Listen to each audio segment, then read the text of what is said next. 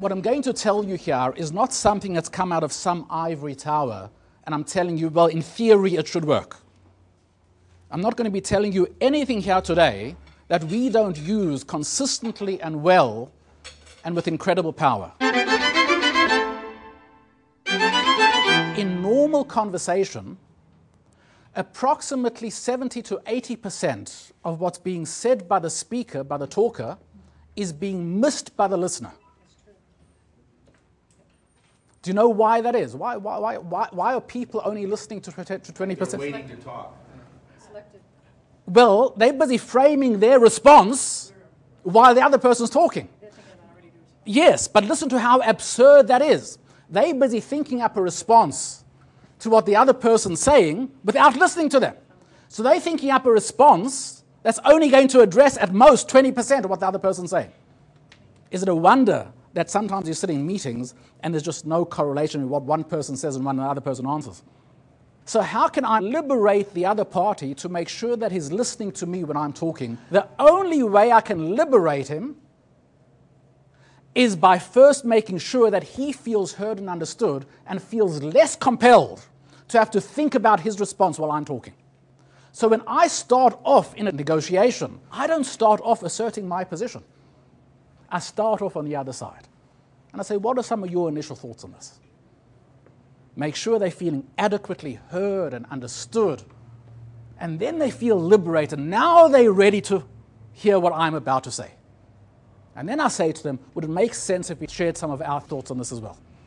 And they're able then to listen to you more attentively. How did you feel during this interaction? I was getting some reasons, but I wasn't totally buying into all of it, but I was listening and trying to understand why this professional had failed to communicate. What could have Jordan have done to have gained more buy-in and confidence from Howard? So I've got to say, if I understand you correctly, these are the things that you're concerned about and these are the things you're frustrated about. A, B, C, D. Have I understood you correctly? Is that right? I want to hear a nice, sharp, crisp, yes, that's right, you've understood me. If they say, well, yeah, that's kind of what I'm saying, it's not good enough. Too much of our business communications is getting a sense. I need to be convinced.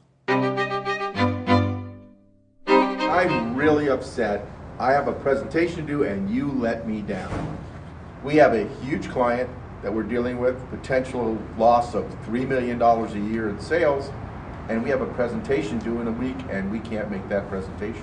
He came in quite angry, and as I'm doing active listening and demonstrating understanding, his emotions are calming down a little bit. Yeah. Okay? You follow? I haven't started offending yet. What I'm doing over here figuratively, I'm not sitting here, I'm moving over to his side. You know what? I look at the emails as not the important part. We got to solve. But for him it is. For him it is. If he said it, it's important for him. Well, and if that's something important for him that's not being addressed, you are going nowhere with this discussion. Paradoxically, you are far more in control of a conversation when you're doing active listening and asking questions than when you are asserting your demands. Don't think for one moment that if there are emotions in that room, that you can ignore them. Productive, substantive discussions are going nowhere until the emotions are dealt with. The common denominator of all your responses were telling them what you think they ought to be doing, giving them advice. Now, what happens when somebody says something and we immediately jump in and say, well, this is what I think you ought to do? What does that do to dialogue? Changes it. It doesn't change it. It ends it. It finishes it. There's nothing more to discuss. It really ticks off my wife.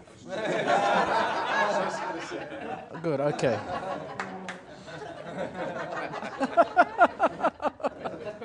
Anytime that you are in a business interaction with somebody else, you don't want to do anything which shuts dialogue off.